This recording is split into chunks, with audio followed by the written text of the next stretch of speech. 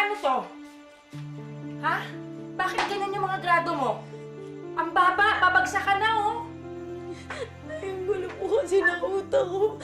Kasi si Tatay. Ang masasabi ko po sa story ni Martha, sobrang bigat niya po, and ito po yung palaging nangyayari, hindi lang dito sa Pinas, kahit saan mang lugar. Alam mo bang mali? Napagtakpan mo yung kasalanan mo ng kasinungalingan?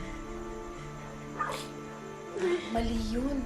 Hindi maganda yun, anak. Huwag mong gagawin yan. Huwag mong bibintangan ng tatay mo ng kung ano-ano. Mabigat yan eh. Hindi ako Ha? bibintang na totoo po lahat ng sinasabi ko.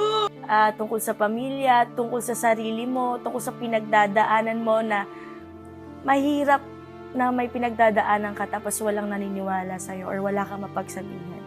Grabe yung kwentong to. Napaka bigat.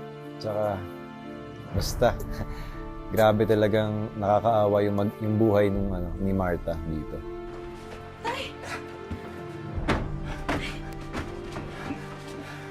Anak mo.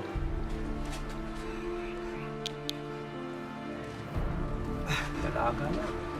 Sa mga katulad ko, siguro na bata pa, mag-ingat po tayo at piliin kung sino yung pagkakatiwalaan na tao. Talagang maniniwala sa inyo at hindi kayo i-judge. And lastly, siguro ipaglaban niyo po yung rights ninyo. Huwag po kayo magpapaapi kahit na sino man dyan. Dahil nga magulang nyo, hindi kayo sinasaktan, di ba? Huwag na huwag kayong magpapasakit dahil sa ibang tao lang, di ba?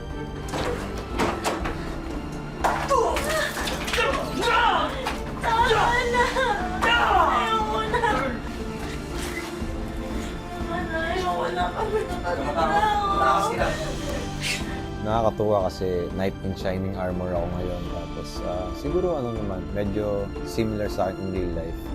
Na kung sakaling mangyari sa akin yon, kung may babae akong magustuhan, tapos nasa ganung sitwasyon na talaga namang paglalaban ko. Lalo nga pag yung babae talaga yung mahal ko, talagang hindi ko siya hayaan na mapunta sa ganung buhay, di ba? Huwag kang mag-alala. Ligtas ka na. Kalma. Hindi ako sa tao. Ako si Daniel. Gwardiya ako dun sa beer house. Gusto lang kitang tulungan. Good day everyone! This is Hailey Mendez at abangan niyo po ako sa Wish Ko Lang ngayong Sabado bilang si Martha, alas 4 yan. Maraming pagsubok kayong mapapanood and excited na po akong ibahagi sa inyo ang mga lessons na pwede niyong mapulot.